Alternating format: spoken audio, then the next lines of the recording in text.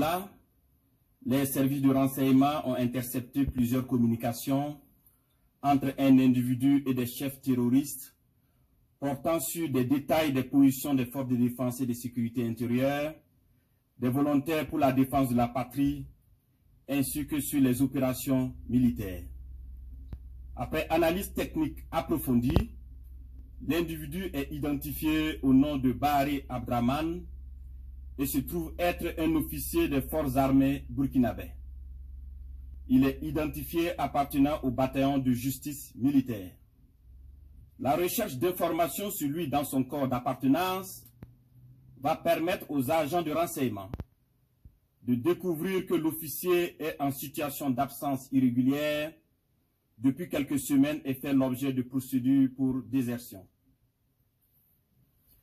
La surveillance des communications du lieutenant déserteur Bahari Abdraman va donner des liens supplémentaires qui vont intéresser les services de renseignement, notamment avec un officier des forces armées du nom de Compaoré Joani, un ancien sous-officier de l'armée burkinabè du nom de Zerbo Laoko, un officier en service au Centre intégré des opérations du Burkina Faso, le commandant Ouedraogo Frédéric, un officier des forces armées en stage dans un pays européen, mais déserteur depuis un bout de temps et ayant rejoint Abidjan du nom de Kaboré Constantin. Le travail minutieux des services de renseignement va révéler un grand complot en préparation contre notre pays, dont le but ultime est de semer le chaos total en vue de placer le pays sous tutelle d'une organisation internationale à mesure de reprendre le contrôle dans 10 ou 20 ans selon les instigateurs. Des informations sensibles ont été passées aux terroristes en vue d'accentuer les attaques contre les forces combattantes et les civils dans le but de susciter la révolte contre les autorités.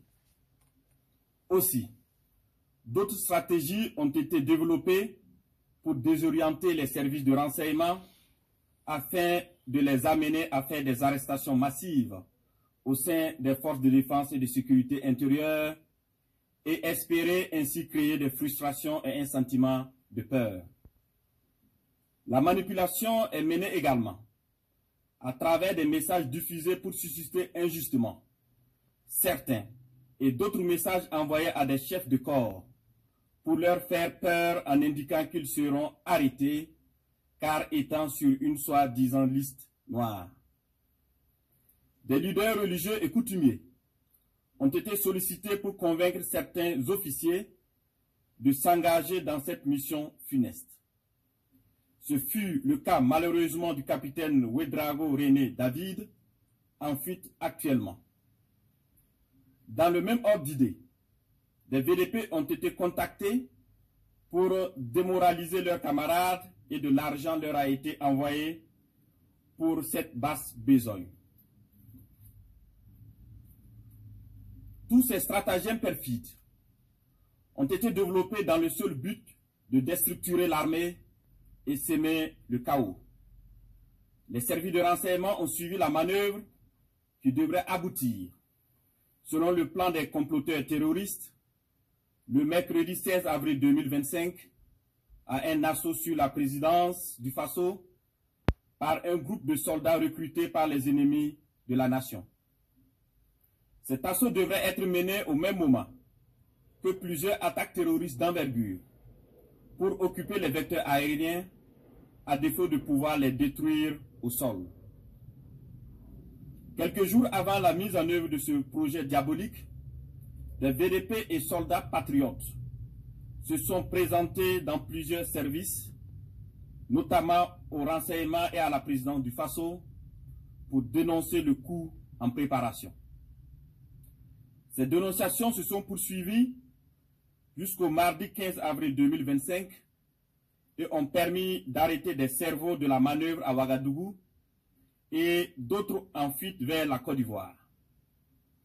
Il faut noter que les cerveaux à l'extérieur du pays sont tous localisés en Côte d'Ivoire, y compris le nommé Bahari Abdraman. Le complot se poursuit activement depuis leur centre des opérations à Abidjan, avec pour objectif de semer le chaos au Burkina Faso avant le mois de juin. Les services de renseignement poursuivent leurs actions de surveillance et tiendront l'opinion nationale au courant de toute évolution de la situation. Plusieurs autres personnes impliquées sont suivies et assumeront les conséquences de leurs actes le moment venu. Nous invitons les populations à rester sereines et vigilantes et à signaler toute activité suspecte. Quant aux vaillantes forces combattantes, nous les encourageons à poursuivre leur mission avec détermination tout en restant vigilantes. La patrie ou la mort, nous vaincrons.